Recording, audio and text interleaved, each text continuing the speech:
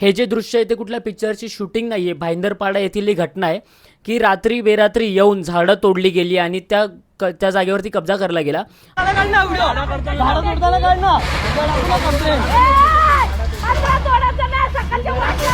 असा दावा करण्यात येत आहे की हे जे कन्स्ट्रक्शन आहे ते विहांग ग्रुपचं आहे आणि विहांग ग्रुप आपले जे महाराष्ट्र राज्याचे परिवहन मंत्री आणि मेहरा भाईंदरचे जे आमदार आहेत त्यांचा आहे आणि 250 ते 300 बाउन्सरची मिळून तिथल्या स्थानिक भूमिपुत्रांना महिलांना अशी बेदम मारहाण केली आणि तो 500 गुंड घेऊन येते तर त्याचे सगळे हत्यारबंदी असते. आमच्या लोकांना काय आहे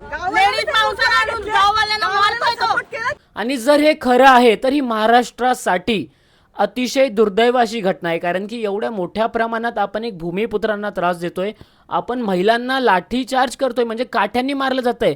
आता तुम्ही विचार करा की महाराष्ट्राने कसं सरकारवरती पोलीस प्रशासनावरती विश्वास ठेवायचा. पोलिसांना फोन करून रात्री तिकडे पोलिस गेली नाहीत. पोलीस स्टेशनला का कुठे आहे तुम्ही?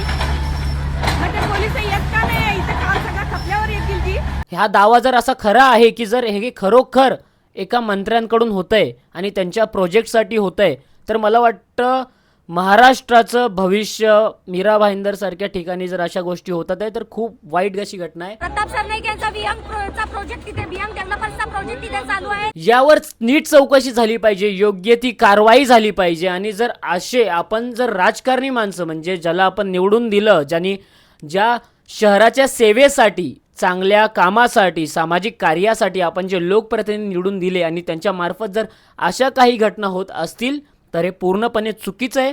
आणि एवढ्या बेकार परिस्थिती आज आपल्या डोळ्यांसमोर येते तर मला वाटतं लवकरात लवकर यावर कारवाई व्हावी आणि योग्य ती शिक्षा मिळावी. फक्त असं नाही की बाबा ह्यांनी केलं त्यांनी केलं, मग भले ते कोण पण असू दे. आज कायदा सर्वांसाठी समान आहे तर आपण कायद्यावरती विश्वास ठेवू. जर नाही काय झालं तर पुढे काय वेळेल त्यासाठी पण आपण एकत्र येऊ.